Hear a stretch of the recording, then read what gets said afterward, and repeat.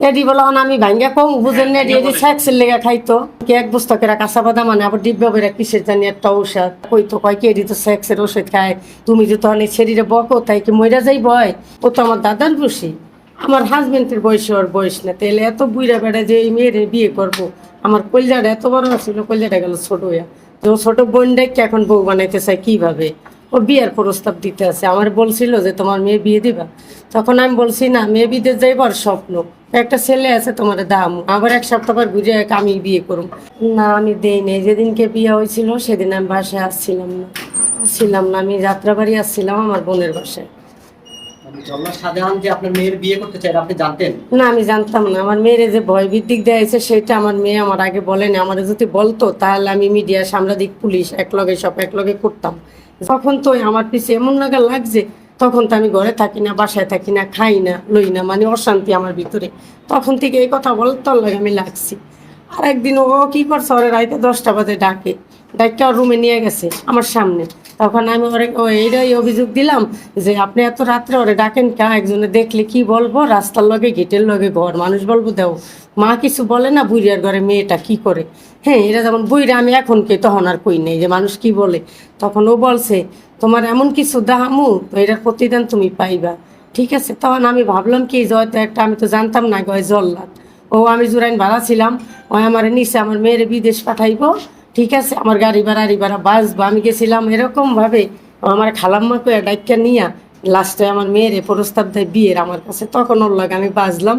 আর আমি আমার সামনে আমার মেয়েরে বারবার ডাকলে আমার খারাপ লাগে যে একটা লোক বারবার যদি একটা মেয়েরে আমার সামনেতে ডাইকা না তাই মানুষ খারাপ ভাবতেই পারে তখন ওই আমার পিছে এমন নাগা লাগছে তখন আর ঘরে যাই না ওর সাথে দুইটা কথাও আমি বলি না তখন আমি কি করলাম বাসার থেকে জিদ দেনা বাড়াই গেলাম গা আইসা আমি শুনতেছি কি হ্যাঁ আমার মেয়েরে এই অলিখিত কাগজে ইস্টামে আমার বান্ধবী আইছিল আমার বাসায় আমার খুঁজদের লেগে আমরা মানে পাশাপাশি ভাড়া ছিলাম দিল ইসলাম আজিদা আমার বান্ধবী হ্যাঁ তখন অগর থেকে অলিখিত কাগজে ইস্টামে সই নিছে ঠিক আছে আমি বাসায় আসিলাম না আইসা দিয়ে আমার বান্ধবী কিরে বোন ওই কিরে আমার করতে দিয়ে গেলে কোর্ট কাবিনের হ্যাঁ কইয়া দিহায় তো সই নিলাম কি তুই সইটা দিলি কা ওই কাবিন হইব কোর্ট ম্যারেজের কাগজ বান্ধবী সই দিলেই তো আপনার মেয়ে গার্ডিয়ান হয় না হয় না আমার তো দরকার না তাহলে বাবুল আর কালাম আর দিনার জেলার ওর লোক এই লোক তো আর আমার না ঠিক আছে ওই নাটকটা সাজাইছে লোক বলে আমার আর আমার ফ্যামিলি যে ধরে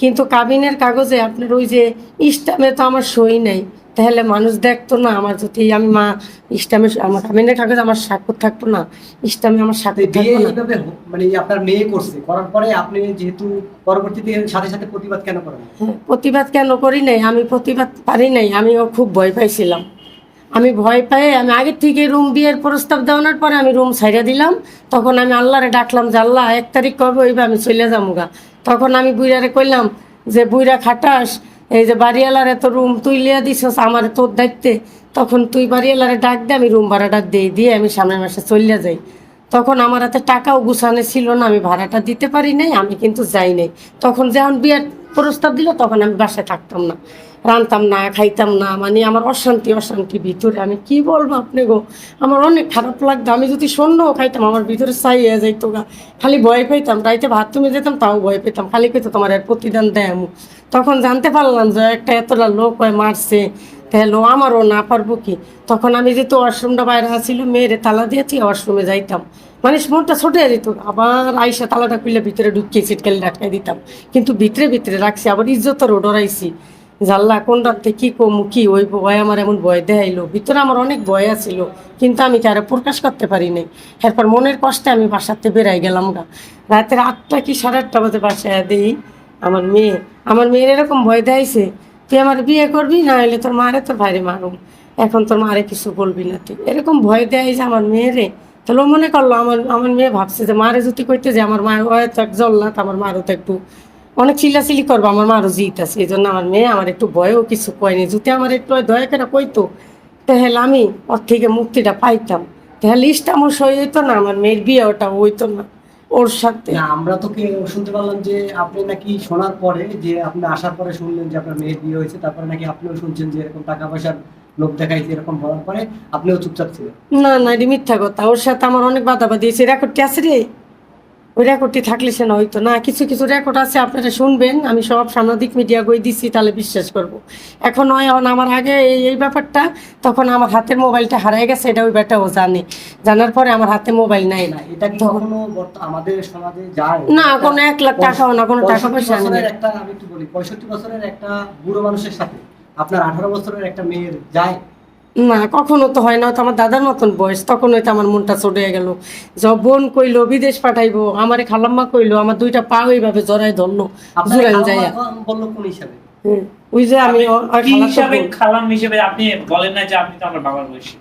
আমি তো বলছি, আমি মিডিয়ার সাংবাদিক আইলে আমার সামনে যাইতে দিত না, আমার কথা বলতে দিত না। খালা আপনি জানি না কথা বললেন না, আমার ওই খেতেই দিত। আমার মেয়ের তালা দিয়ে থিয়ে দিত বিয়ার পর। এ কথাটা আপনারা তো মাঝখান দিয়ে কইছেন, আমি ভুলে গেলাম। তখন নয় আমার এরকমই আমার কইছে, তোমার এটার প্রতিদান দেখামো। প্রতিদান কি দেখাইছে জানেন? ওই যে খালি রুমে ওরা ডাক্কা নিত, আমি বাধা দিতাম বিয়ার আগেই প্রতিদান আমার দেখাইছে। আমি বাসায় না, হাট পেরিয়ে যায়, ওই যে অলিখিত ইস্টামে সই নিল। কথা বুঝছেন? আর ওর সাথে এরকম খারাপ কিছু আচরণ করছে, কিন্তু এটা আমার বাসা নেই, আমি যে কিভাবে বলুম। তখন ওর বিয়ার 1 মাস পর আমি গেছি, যাই দেখি 11টার দিকে রুমে তালা। তখন আমি ওরে কইলাম, কি আপনি রুমে তালা দিয়ে রাখছেন কি লেগে তালা দিয়ে রাখছে? পাশে ওই যে ফারাদের মা ছিল, একটা খালা ছিল বরিশাইল, ওরে বলে বুদ্ধি দিব তুই জাগা। এরপর ওরা আবার বলতো কি, তুমি তোমার মেয়েরে যদি মারো বকো তাহলে জীবনটা দিয়ে দিব, তুমি কিচ্ছু ওরে বললো না। তালা দিত, পাশে কাউর লাগে, উপরে কাউর লাগে, 5তলা বাড়ি, নিচতলায় কাউর লাগে, কথা বলতে দিব না, ছাদে কাপড় লাগতে দিব না। তখন আমি যতদিন আসিলাম, আমি মিথ্যা কথা বলুম কি? কারণ আমি আমার মেয়ের কষ্টটা সহ্য করতে পারতাম না। সারা রাত তো ঘুমাইতে দিতই না। ওর বৃদ্ধিকেও যেই সব ওষুধ খাইতো, বিড়ি রেওয়াই কইতো না আমারে, ওই তো ওই খালা কইতো, ওই যে আর এক সেরি আমার খালা ডাকছে, কিসের ওষুধ খাওয়াইতো আপনি একটু বলবেন?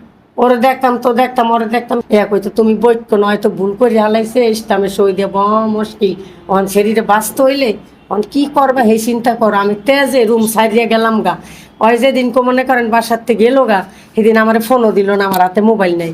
ডাইরেক্ট গেছে ইকুড়িয়া থানাতে গেছে, ওর দোকানে একটা ছেড়া দিছিলাম আমি আমার বান্ধবীর, বলে এই যে এত 10 বছর বয়স হইব। ওই চিন্তা করলাম, আমি গেলে ঘরে যদি থিয়া যায়, আমার আম্মু এনে দিয়ে গেছে ছেড়ার পুরো একটা অত্যাচার চলবো নাকি ওরা গুম করিয়া আলাই, পরে আমার আম্মু একটা মামলা খাইবো, এই বুদ্ধি করে ওই জুয়ান গেছে। সর্বশেষ আপনি আসলে এখন কি চান? এখন চাই ওর তো নয় যে এই যে একটা ইস্টামে যে 10 লাখ টাকা সই নিল, ঠিক আছে, এখন ওই সইটা যে নিল, এখন হয়তো টাকা পয়সা কিছুই দিল না। ওই যে সইটা নিল, 10 লাখ টাকা 20 লাখ টাকা 1 মাসে এত টাকা যে খাইতারে নেই, বাজার দোকানে মাল উঠাইতারে নেই, সেই লোকটা আপনারা বলেন এত 18 লাখ 20 লাখ টাকা কই পাইলো? আর কোনো পুরুষে দেয় কোনো নারীর এত টাকা? ওই যে আপনি থানায় মামলা করছেন আপনার মেয়ের নিয়ে? আমি মামলা অভিযোগ হয়েছে, এটা ওরা মারতো, যৌতুক মামলাই তো দিছি আমি। একুড়া থানা 2বার পুলিশ লেগেছি, যাওয়ার পরে ওই কইছে কি 8-10 কানছে। তখন আমি ওরা বললাম কি, আপনারা এই যে মুখোশটা উড়াই দিন, দেখেন আপনি অনেক তিতা বানাইছেন আমারে। পুলিশের সামনে 8-10 কান্না করতেছে। তখন ও কি করছে যে এখন আমরা আলগা চোখের পানি ফেলাইতেছেন, আগে বুঝেন নাই, তখন টাকা পয়সার কথা কিছু বলে নেই। 1 সপ্তাহ 1 মাস পরে আমার নামে মামলা দেয়, আমি ওর 20 লাখ টাকা কি বিচার চান? এখন বিচার চাই, ওর এমন শাস্তি হোক, ওই নাকি ফিরে আবার জেলে যাও, আমি এটাই চাইতেছি। আর ও যে অপরাধী, আমরা কি, ও আমার ফ্যামিলি নিয়ে টানছে। শোনেন, আমার বাবা নাই, মা নাই, কথাটা বুঝেন। আর এই বিয়ার ভিত্তে তার বাবাও নাই, কিন্তু তাই বিয়ার ভিত্তে আমিও নাই, আমার কেউ আসে নাই। তার আংটিটা এখন আমার এই বিশ্ব বাংলাদেশে সবাই জানে আমি চোর, আমি খারাপ। তখন আমার বইনেও আমার ফোন দেন, ও বলতেছে আমার বইনেও বলে আসিল বিয়ার ভিত্তে। আচ্ছা, আপনি যে বললেন যে আপনাদের 18-20 লাখ টাকার অভিযোগ করছে আপনাদের বিরুদ্ধে, কিন্তু তিনি তো ঘর ভাড়া দিতে পারতেন না জল্লাদ শাহজাহান, এবং বিভিন্ন বাজার করেও খেতে পারতেন না। এবং কি আপনার মেয়ে অভিযোগ করলো যে সেলুনে তিনি চুল কাটতেন, দাড়ি কাটতেন, সেই টাকাটা দিতে পারতেন না। তাহলে আপনারা কি করে 18-20 লাখ টাকা আত্মসাৎ করছেন? এটা কি আপনার আশেপাশে যারা আছেন এদের কাছে অভিযোগ করেছেন এই বিষয়টা? অভিযোগ হলে যে ওই যে বাসার লোকেরা কইতো, ওই যে আপনার এই অটো রেকর্ড আছে, রেকর্ডে কিছু আছে, এগুলি আপনারা নেন, নিয়ে শোনেন, তাহলে তো বিশ্বাস হইবে। ওই বাসার